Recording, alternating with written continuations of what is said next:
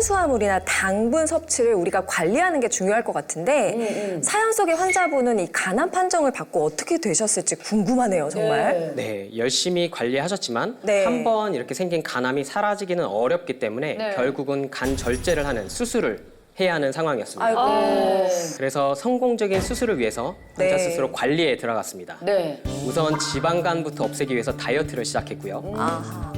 채소 위주의 식단, 그리고 매일 강도 높은 운동을 2시간 넘게 계속 하셨습니다.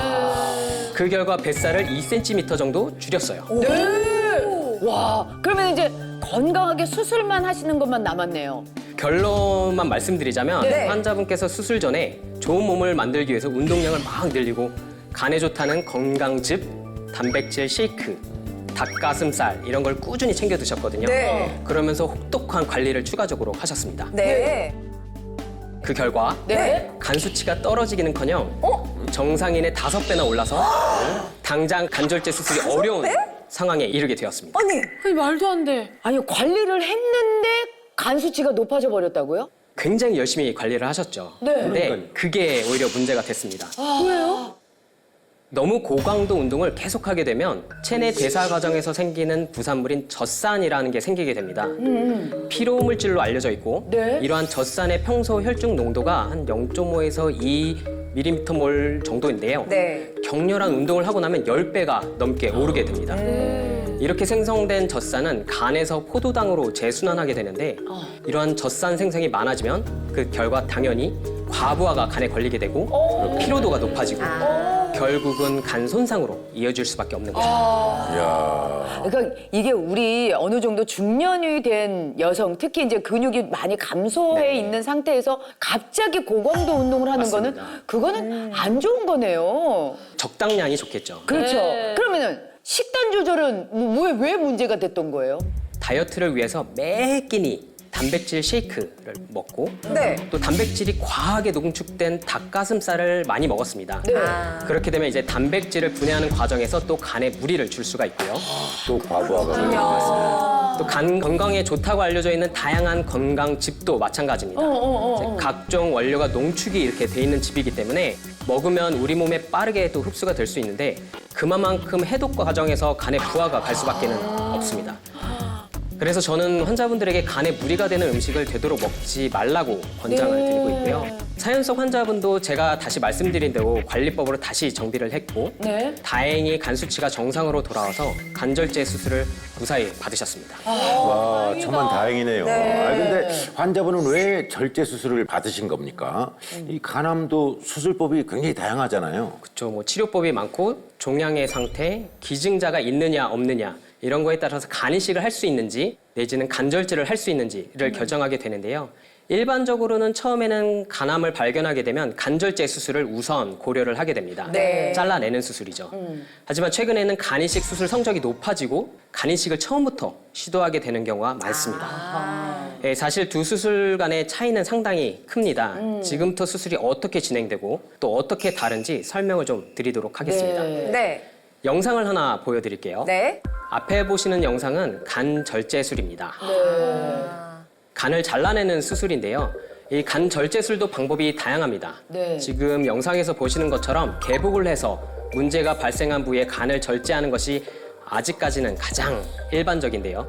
근데 최근에는 또 경험이 많은 병원들은 점차 복강경이라고 해서 간을 절제하는 경우가 점점 늘고 있습니다. 네. 최소 침습 수술이고요. 그러니까는 개복을 하지 않고 구멍만 뚫어서 맞습니다. 로봇팔이 들어가서 로봇팔 내지는 복강경 기구가 들어가서 수술을 하는 거고요. 네. 물론 절제한 간이 나와야 되니까 네. 보통 속옷 아랫부분으로 해서 절제를 해서 그쪽으로 간을 꺼내게 됩니다. 네. 간을 줄 기증자, 공여자가 없어도 되고 또 바로 시행할 수 있다는 장점이 있습니다. 네. 하지만 문제는 간암에서 흔히 보통은 이제 간경화가 같이 동반이 되는데요. 네. 그럴 경우에 남아있는 간은 여전히 간경화 상태이기 때문에 간 이식에 비해서 재발률이 높습니다. 그렇군요. 밭 자체가 안 좋기 때문에 네. 벌초를 하더라도 또다시 잡초가 생길 수 있다는 뜻이죠.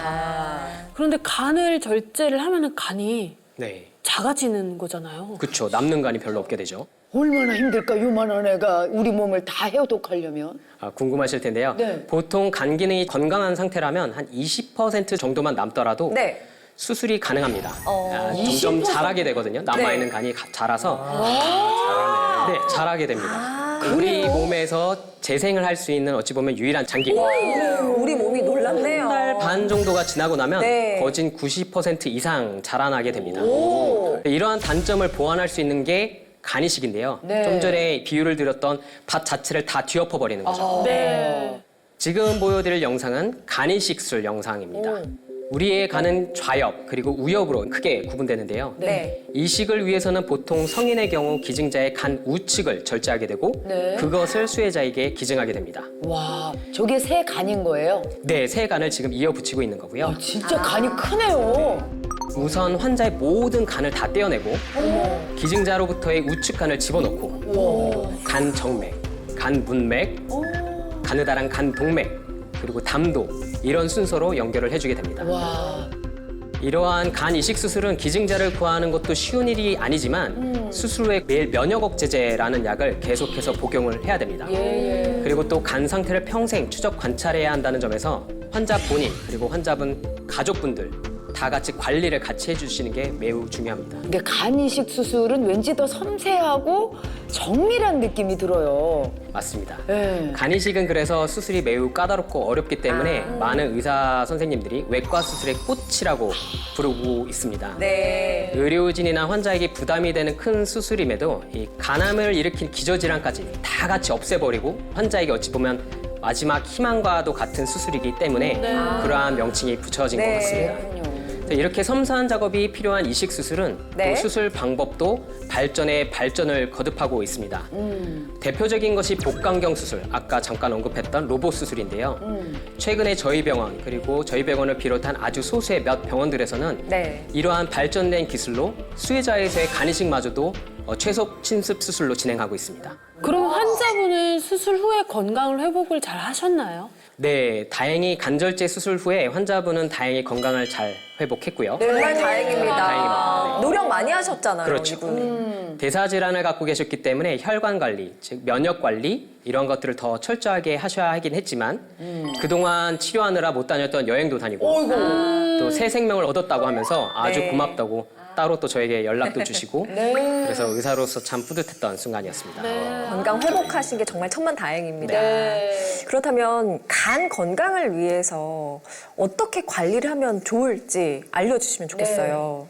제가 환자분들에게 특별히 강조한 부분이 있는데요. 네. 첫 번째가 간에 좋을 것 같아서 하는 것만 하지 말라였습니다.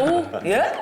그게 뭐예요? 네, 이 간질환을 가진 환자뿐만 아니라 사실 여기 계신 모든 분들에게 강조드리고 싶은 말인데요. 네. 노래도 부르셨는데 네, 간 네. 때문이야, 피로는 간 때문이야. 네, 피로는 간 때문이야.